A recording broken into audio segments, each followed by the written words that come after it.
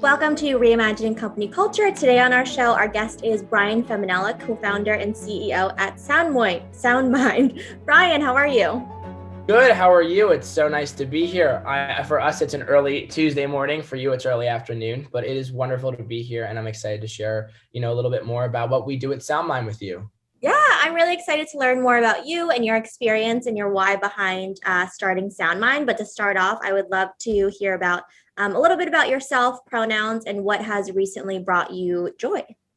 Absolutely. So my name is Brian Femminella. My pronouns are he, him, his. And a little bit about me, I joined the military when I was 17 years old. I'm from Long Island, New York, a New York native now out here living the Southern California dream, I guess they could say. And I'm currently in the Army Reserves, and I'm also working at USC and studying at the University of Southern California as well. And recently, what's brought me a lot of joy is the understanding of family and close bonds. Recently, I've gotten to connect more with my family after being vaccinated, and I haven't seen a lot of them in over a year. So that's kind of brought me a lot of joy, knowing that the world is not quote unquote back to normal, but we're able to see people who are close to our hearts again. And that's been something that's really been pushing me and keeping me going forward in this online environment. Yes, amazing. I love that family connection and just human connection in general is something that also brings me joy as well. Can you tell us a little bit more about why you started SoundMind and really what the company does?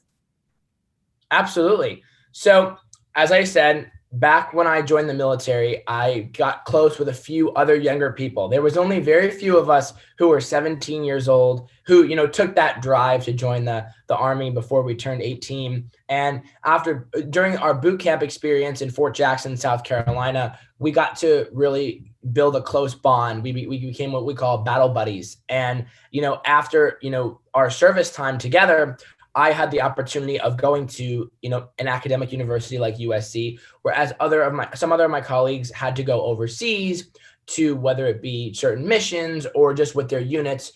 And unfortunately, one of my closest friends had a traumatic incident and he lost a majority of his memory. And I was a part of those missing pieces that he lost. And for me at 18, struggling with that understanding of both what it means to go through trauma secondhand and what it means to be forgotten by somebody who you love really gave me that push to start doing research. So in 2018, not even before SoundMind was even a company, I started doing research on both music therapy and neuroplasticity and really going fully in depth in the neuroscience field and how music itself can alter and help and even push forward one's brain in the ways that we even understand the brain today, because there's so much that we just don't understand yet, has been what we have based SoundMind off of. We are a research-based company. We drive ourselves forward on, yes, we are here to create a mental health app that's a music therapy application for people struggling with trauma,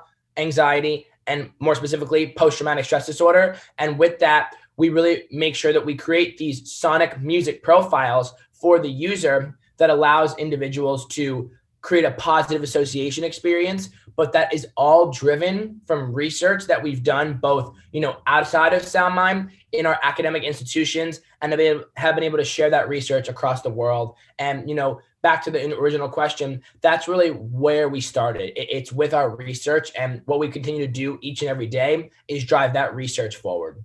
Yeah, absolutely. It sounds like kind of the why behind that really stems from personal experience. And then you really dug into the cornerstone data around PTSD, traumatic brain injury, and as well as depression. And you said that this really informed the design of SoundMind as well. Can you share a little bit about kind of the initial findings of that research? I'm sure that there was a ton, but just like some key takeaways that folks might not be aware of.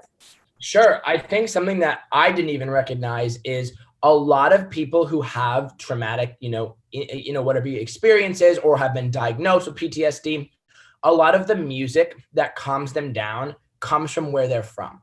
Mm-hmm. Because typically, not all the time, and we can't quote this scientifically, if their traumatic experience happened after, they left, their hometown or whether it may be, especially in the military. Right. I know a lot of people from the Midwest, especially more specifically Tennessee, they like country music. And when we played country music for soldiers that had traumatic, experiences, they felt an immediate sense of relief and comfort. And you saw that in both the EEG, the heart rate, the heart rate variability. You saw that in one's emotions in their face, reading their facial features. And you could just watch their like stressors in their face and their kind of like their muscles relax. And that's when you knew right there, wow. And then when you did it over and over again, and when we have over 100 people to tell you, no, this is how it is. This is exactly what we were able to find. And it's interesting to, kind of pinpoint in the science community, because we're not only recognizing that there is a correlation between, music from maybe one's origin to now today, when they've already experienced trauma. What we've also been able to discover is that those who have witnessed or have gone through trauma or anxiety and depression, one thing we found with music is that music helps to, for the majority of the time, bring down one's heart rate, calm down the brain stimuli, kind of just make everything more in a relaxed state, which is where we tried to figure out and pinpoint which ambient sounds, which musical genres were able to kind of come through and be the best and most beneficial for that end user. And with a lot of our studies, what we found is that country, classical, jazz, more of your calming genres were the most successful. And for ambience, you have your winds, your birds chirping, things that remind people of a calming and more happier place have been the most successful and the most pivotal for us as researchers to kind of take that and drive that forward. In more of a science perspective and much more in depth, in terms of neuroplasticity, we've learned how music can help one retrain their brain, help them relearn and reassociate things that they might have associated with a negative trigger with more positive triggers. And a little bit more about that is that certain parts of the brain are affected with music, and those certain parts of the brain we have now tailored in our brain exercises that will be in the application. So we're aiming to target different parts of the brain in each exercise, quote unquote, game that we're going to have within the application itself. So we've kind of really shifted the entire research and said, okay, here's the data. How do we put this forward? And most recently, even with just an initial, what we call an MVP beta test, with a control group and, an actual experimental group, we've been able to reach over 90% effectiveness in terms of the actual composer that we have in our applications, ability to even create any positive experience. So with that, that's kind of our initial both findings and where we see the future heading towards, creating more of that individualized aspect to SoundMind. Yeah, absolutely. It sounds like a really individual and personalized experience. And also Absolutely. you can really use music as a great tool to really help with these kind of really traumatic experiences, as well as that kind of gateway into really thinking about that. So I love that. And thank you for sharing a little bit about kind of the research you're doing there. I know that a lot of folks, especially that now that they are working from home, if you have a corporate job, are listening to music to really focus. And a lot of people are working from home, like either alone or just with one other person. So I would love to know, kind of in your opinion, what role employers or companies have in supporting the mental health and well-being of their employees. Absolutely. And as a mental health startup, I think that's a perfect question. When you really get down to it, it's almost everything.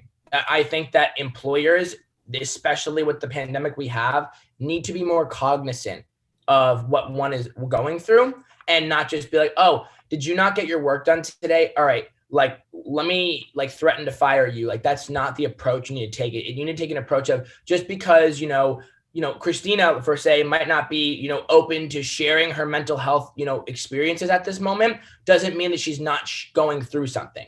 And I think that, employers, the first thing they need to do is ask the question of, are you okay? You want to be on the side of your employees. You don't want to act like you're above them. You don't want to act like, you don't need them or that they're not important. That's the wrong approach. You want to act, and you want to actually mean that you are on the same level as anybody that works with you, because you wouldn't be where you are without them. And then you also want to make sure that you're really understanding what they're going through.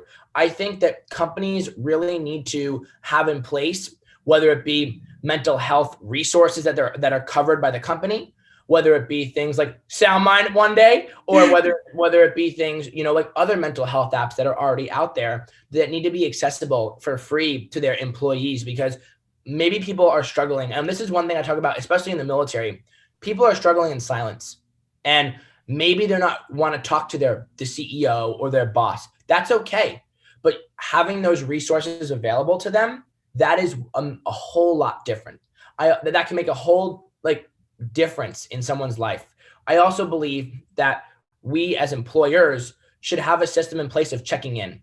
And it should not be, oh, all right, you didn't get the work done. No, it should be mental health check-ins. At what we do, especially at SoundMind, is every weekly meeting we have with the team, we start off with high, low, what's going on? And if someone's got something more personal, I stay on the line for 15 minutes after the meeting to make sure we can talk about that. Because, people will tell you I'm a hard ass. I want a lot to get, we have a lot to do. We're a startup. We're young. We're in our 20s. We're trying to prove ourselves. So there's a lot to get done. But if mental health is an issue and it's something that, we're not addressing, the employer, and especially myself in my own personal life, need to do is take a step back and care for that person's mental health over the deliverable. I think a lot of times employers put deliverables first, which I understand, but deliverables are not more important than people. And that is the three things that I'll leave us with for that is, having resources, whether it be applications or, covered care if they need to go to therapy or what it may be,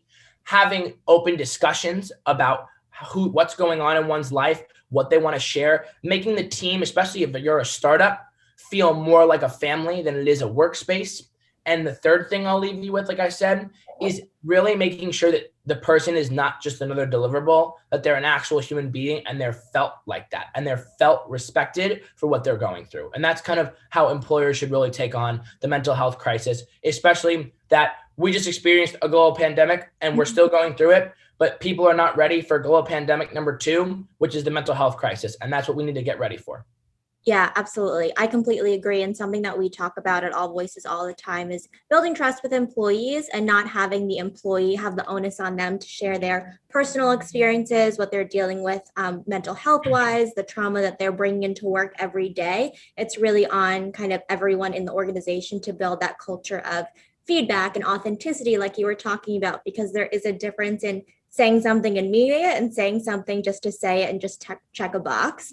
So I think that's super important as well. And you mentioned too, part of the why of why you started SoundMind was personal experience in the military as well. And you're really focusing on underrepresented communities, which is amazing, accessibility to mental health resources, because we know that, of course, it's not readily accessible, which is unfortunate. So you're really aiming to serve veterans as well as LGBTQ plus folks, BIPOC. What is your strategy for really reaching those folks who need these resources? So I think the number one thing, and thank you for that question, is we are in these communities. Myself, I'm a part of the LGBTQ community. My chief of research and both my co-founder are part of the BIPOC community. And I think that, one thing that I really want to emphasize here is these names, like we mentioned, LGBT, these communities, they're not just names, they're people. And I definitely believe that I, as a white male, no matter what I've been through, will never, ever be able to understand what people of the BIPOC community have gone through.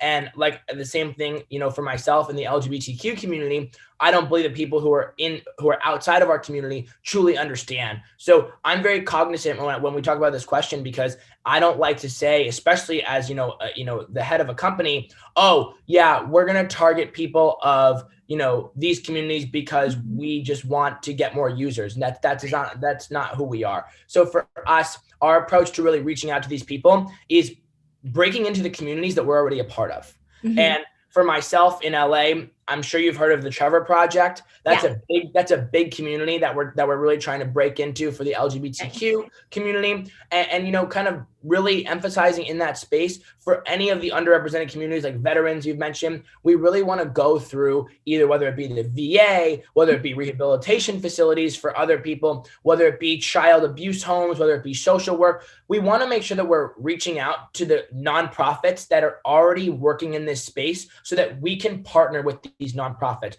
We're not here to make people who are struggling really pay for this application at $1 billion. No, we're here to partner with people who can afford that so that the people who need it most, it can get into their hands. And that's something that we really don't emphasize especially in the entrepreneurial community. It's always like, yes, where's my paycheck? Where's my paycheck? And like, listen, I respect a lot of people that say that, and I get that, but we need to break the status quo. There is no paycheck if people are suffering. And that's the number one thing that we want to focus on, is building that community. So one other thing we're doing to reach out to these communities is we're building a mental health community.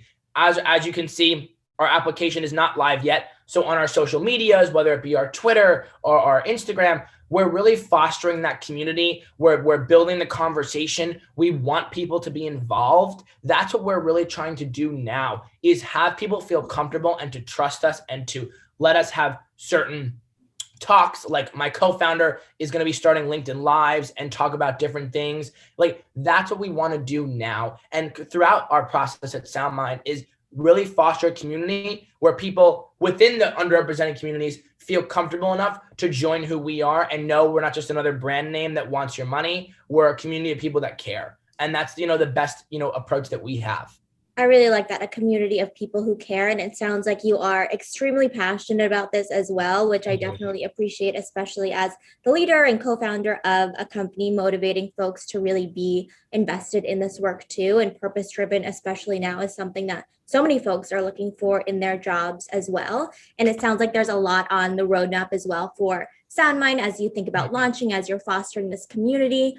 This might be too early of a question, but I would love to know, in the next 5 years, what would be an ideal situation for SoundMind? What do you have for the vision of the company in your mind? Absolutely. This is my favorite question. So for me, I see that, in the next year, we are hoping to launch this product in the next couple of months. And it could take a little bit longer, so I'm not going to put a deadline on there. But we want to launch the product. We want to start building the partnerships with nonprofits. We want to really break open the California ecosystem. We want to take over, quote unquote, California in terms of the trauma, the therapeutic tools that are there. We want to build onto that. And then I think going forward into year 2, 3, 4, and 5, we want to expand across the US and globally. We want to be your next, and this is a bold statement, so I'm sure people will love to hear this. We want to be your next Headspace and Calm. We want to be that, avenue for people with trauma and for music therapy. So we're not here as a meditation application, so we're not your competitor, but we are here as, a resource that is, on the same level in terms of the technology that we're using. And I think that one thing that we really want to see is once we really break into the global ecosystem, there's a lot of people out there. There's major disaster victims. There's veterans. There's BIPOC, LGBTQ+. There's college students suffering from abuse. There's people who are homeless on the streets.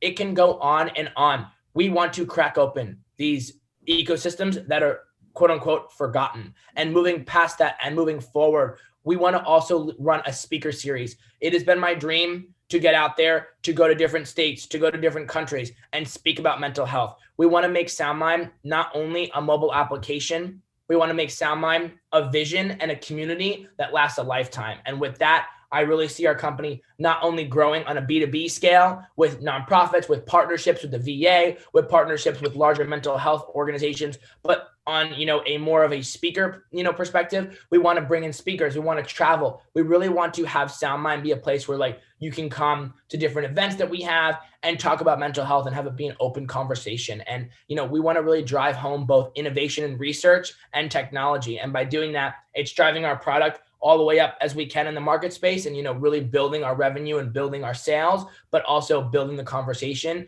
and building the powerhouse. And the powerhouse that I talk about is the people behind us.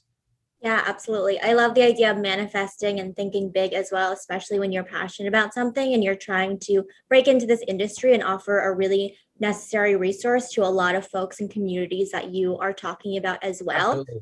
I'd also love to know, while you were pitching this idea and talking to different members of the ecosystem, like you mentioned, was there at any point something that was surprising about folks' reactions, or I don't know, any part of the process in being a co-founder of this organization where you were like, wow, that's something I didn't think about, or just, was a surprising moment? Absolutely. So I obviously am in the military, but I do not have trauma, luckily. And I think that one thing that I've noticed from a lot of my, a lot of the research participants is we started doing interviews with a few of them. And when they would leave the room, they wouldn't walk out of the room until they put their headphones on. And after the sixth person did that, I finally said something to somebody. I was like, What are you doing? And they told me that the white noise or the sounds cause a reaction or a flashback. So I think that for us, when we took all these, things into, and it wasn't just military, by the way, like we took all these things into account. We're like, wait a minute, people can't even walk out of a quiet room without feeling stressed, or that they might have a traumatic incident. That's a problem. So for me, that was a big step back. And then I think the one that really, blew me off my feet was when we sat down with somebody and they talked about how their wife had to label where the spoons were in the house, where the TV remote was, where anything was, he would forget. And it almost like gets me upset thinking about that right now, because like that for me, like regardless of our technology, that was when I said to myself, oh my God, this is a problem. And this is a problem that is so much deeper than people think on a surface level. And with those things, we can't cure that.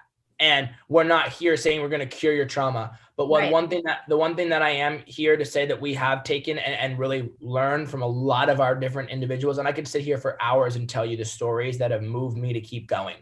And one thing that we've done is we've added a rapid response feature to our technology. And what that does is if a user or an individual using an application is in distress or discomfort, there's a little red like emergency. Everyone knows what the emergency icon is. Yeah. You click it and it says, it gives you a countdown. It tells you to take a deep breath, get a glass of water. Are you okay? If you're still not okay, you hit no, and you'll be able to input this, by the way, when you first, onboard into our application, you'll be able to put in 3 emergency contacts. If you put those in, you can hit the button and it will send a preemptive text of where you are, where your location is, and what's going on to your emergency contacts and your loved ones. And why we do this is because and this is a bold statement again, I do not believe that many people who are, in the police force are able to deal with a mental health crisis.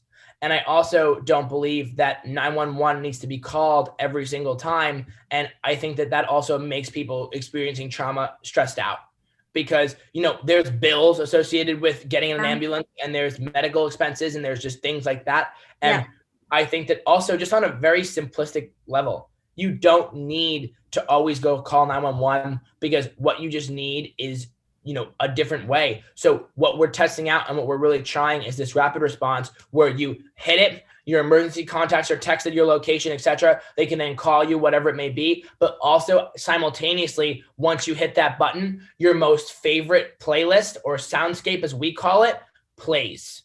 So therefore, you're immediately trying to enter into that positive association state of calming you down, while at the same time, we have that rapid response working, hand in hand with what's going on to try to give you an alternative to calling 911. Yeah, absolutely. It sounds like there's a lot of intentionality and inclusive design when thinking about the app as well. And when you are sharing these stories, a lot of them have to do with trauma, which is extremely emotional, and it's really sometimes hard to talk about as well. And it's because mental health and mental health resources in general, I would say maybe a little less now because of the pandemic, and a lot of folks are out of necessity needing to seek out resources. But a lot of times, even talking about therapy, talking about a lot of resources that are necessary when you do go through something traumatic are stigmatized. And I would like to know, kind of from your opinion, how individuals can really think about making it less taboo to talk about these things in the workplaces, but also just in general as well, especially from folks who maybe haven't experienced those things, but want to be there for coworkers or want to be there for their friends or just people in their lives. But to be honest, I don't think we have the vocabulary or language to really get there yet. What are your thoughts? So we have on our website, we want to make mental health like a trend, like fashion, but different. Love it. With that, let me explain a little bit what I mean by that. Yeah. Fashion trends are bold. They're out there. They're incredible. I'm a big fashion geek myself. But I think that one thing that we really need to recognize, especially now, especially what you're saying with coworkers not understanding, is mental health needs to be like a trend that's here to stay, not this person's having a mental health day. They're not like that makes, first of all, I think that coworkers need to watch how they say things, because your tone is everything. If you say something and make it feel like you are above them and talking to them, or that they are a charity case, that already invalidates one's trauma, one's feelings, one's mental health. I think that the best way forward, especially in making, mental health like a trend, is making it more of your everyday workplace conversations, making it an agenda. I'm sure when we're back in the office, whatever that may be, or whether it be on Zoom offices, still to this day, you probably have Friday, team meetings, or whatever day you have. That is when you should have a 10-minute mental health discussion, or incorporate mental health, things into your daily life as a boss. I think that it's not hard to, make things or make people feel accepted for what they're going through. And I think that the best way that as employers, we can make mental health that trend that's kind of like fashion, as we describe here at SoundMind, is by doing it in a way that we all embrace, not by making it task oriented, not by having the boss come on the phone and go, oh, all right, it's the mental health thing. No, making it feel like it's a conversation, making it feel like it's more than just a task that you need to check off on a list, making it feel like it's actually a part of the daily company culture that is missing from so many organizations. Yeah, I like that as well, in terms of ingraining it into the company culture and making it part of the process. And again, in an intentional and authentic way. And I appreciate what you said about tone and tonality, for especially in a virtual sense. If you're on Slack, if you're in email, if you're on Zoom, there's a lot of different ways that you can make folks feel included, and also that you are really kind of doing your research and doing this in a really thoughtful way as well. And I know we've talked a lot about kind of your connection to the military and like serving communities like veterans. And we know that the military in general is like really, slowly but surely destigmatizing mental health. Why is it personally important to you to really name this community as like someone that you really want to serve? Of course, like folks who have gone through PTSD and a lot of traumatic experiences, but would love to know from you why it's really important to really destigmatize mental health for these folks. Absolutely. So I think that the number one thing here is access. A lot of military, veterans or current active duty members don't have access, and there's not a lot of resources that are available to them. And if there are people in the military, it is very hard for them to break that masculine drive to go to therapy, to admit they need help. And what ends up happening, unfortunately, is people get to such a dark place because of that fear of coming forward that they could end up taking their own lives, as the suicide rate in the military is very high, or it could end up getting them, kicked out or in trouble. And, for me, it's important that I'm here, that I'm, breaking the stigma in the military community, because I want people to have that conversation. And it does not have to be with your unit or with your company commander. It could be with, on the side in private. If you're not comfortable, SoundMind is supposed to be here for you to use, and no one has to know. And that's a way for kind of you in the military to really just feel like you have that resource. Another big issue that I've seen in the military that we need to move forward from is there is a PTSD coach application. That's what it's called, PTSD coach, out there right now. And candidly speaking, it's terrible. And it doesn't do anything for anybody. And it's just an application that's put together in probably a month that is, there for people just to say, here, we have something, and we need to have more resources. Our veterans, our military survivors, or our service members to this day are people who I respect with my entire life, and people who I look up to, as a young 21-year-old. And, people need to understand that they have a long mental health journey ahead of them. And I think the number one way to start breaking into the community of service members and, making mental health kind of more of an ongoing conversation is to really push and keep pushing. And it's uncomfortable, because a lot of times in the military, when you're a subordinate, which means you're you're underneath somebody who's above you, it's very hard to get them to listen, or it may feel that way. But I'm a very big advocate for, if you talk to your company commander or your head or your battalion commander and you have that conversation, I'm almost 9 times out of 10 willing to guarantee you that they're willing to listen. And I mean, that starts off with just really having that, push to start the conversation. and then let it get pushed forward by other soldiers that feel the same way. Mm-hmm. Okay. That makes sense. And again, the personal connection and passion for this is definitely coming through as well. How would you really define like a psychologically safe workplace for everyone? I think that you need to have a place where nobody is immune. And immune is in terms of like, I'm the CEO and I tell everyone who I work with every single day, I don't care what my title is. It's a title. Titles are so irrelevant. And my co-founder, Travis Chen, is an absolutely incredible colleague and individual who told me from day one, I don't care if my title is co-founder and chief operating officer or if it's the milkman. He goes, I just want to sit here and I want to help this mission. And since that day, 16 months ago, I have completely shifted my perspective on everything. And like, he teaches me every day what it means to be a leader, just as much as I teach myself what it means to be a leader. And I think that comes with, like I said, nobody's immune. If somebody's bothering you, if somebody is making you feel uncomfortable, there needs to be open dialogue. Open dialogue is a huge thing. There shouldn't be somebody giving you microaggressions or doing certain things that could really affect how you feel.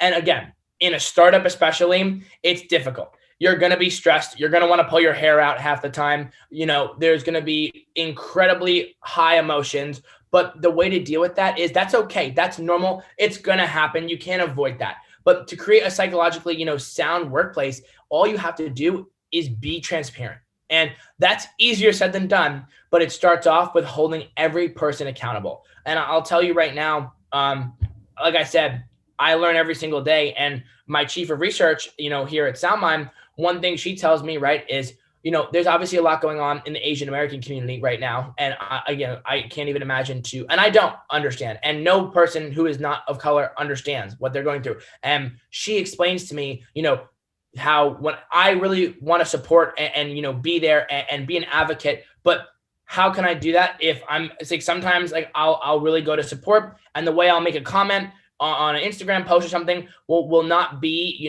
the best way of saying it.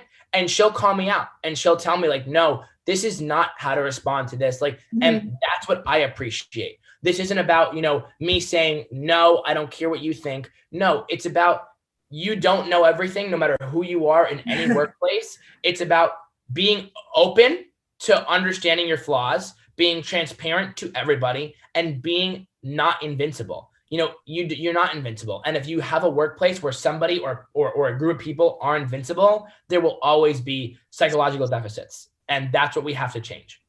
Absolutely. And it goes again to that building that trust, that she's able to trust you and not be afraid of retaliation and not be afraid that it'll affect like any of her work. Absolutely. And that you actually value her opinion as well. So I think that is also really important as well to have that, again, mutual relationship, especially at a startup too. So no matter what size the organization, there's always an opportunity to start building that in terms of a psychologically safe workplace. I would also like to know on kind of a more personal level, what do you do to support your mental health? I know you mentioned that you are big into fashion as well, and that, I'm sure music is one of them, but what are some others? So if it's a good weekend, it's shopping. My co-founder and I love to shop. No, but on a really serious level, SoulCycle. Really? My co-founder, Travis, and I go to SoulCycle probably, we try to go 3 times a week, but now we want to really build out our body figure. So we do SoulCycle twice a week and we do Barry's boot camp out here in LA. Oh my gosh. Yeah. So the first time we did Barry's, fun story, we had to do like crunches and I was holding my neck and I yanked it forward like 100 times. Oh. The next day, both of us kind of woke up and I'm like, okay, ow. But for us, we don't get a break. Like, I'm going to be honest with you, like, especially in a startup world for personal reasons, like we can work until 8 a.m. Like, we don't have to stop there. You have to put a stop to your work because there's just too much to do. So what we do is we knock in there, SoulCycle, Barry's, us going to SoulCycle, listening to music. We're a music therapy company.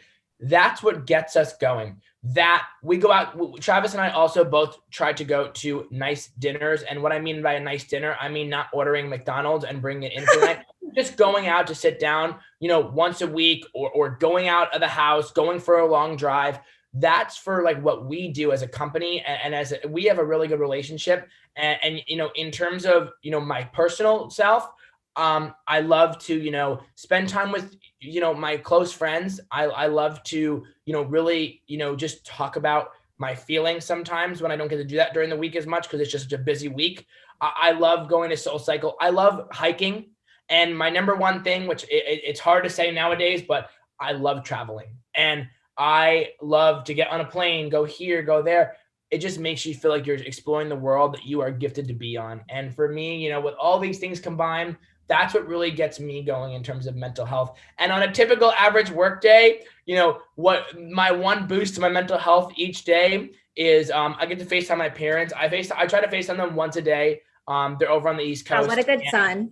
Yeah. And I try to talk to them and they make me laugh. They'll say something absolutely wild. But it's definitely good to keep that personal contact because I am very busy. Both Travis and I, finishing up at college, there was a point in time where we were both taking 21 units, working for Congress, starting a company, and also trying to maintain good mental health while I'm in the military. Like that's a lot for somebody who's 20 and 21. So for me, it's really making sure that I stick true to my values of family and friends. And for me, I'm an only child. So Same my here. friends, yeah, as you know, my friends are my family and I would die for them. So, that's something that, I really value. And, when I can, and I do, I definitely, for my own mental health, even in a startup, which people will tell you, oh, startups are 24/7. I don't care. Listen to me, take the weekend because Friday night and Saturday all day is when I shut off and spend some time with myself. And that's what you need to if you don't regenerate by Monday of the next week, you're dead. Like you cannot physically have even the drive to want to continue. So it's always good to recharge.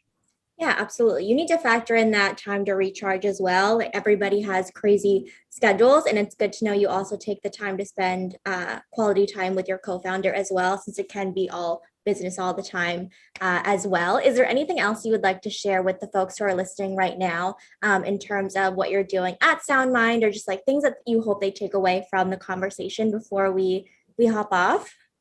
Absolutely. So the one thing I want to leave everybody with is my famous quote. It's called "Today, Not Someday."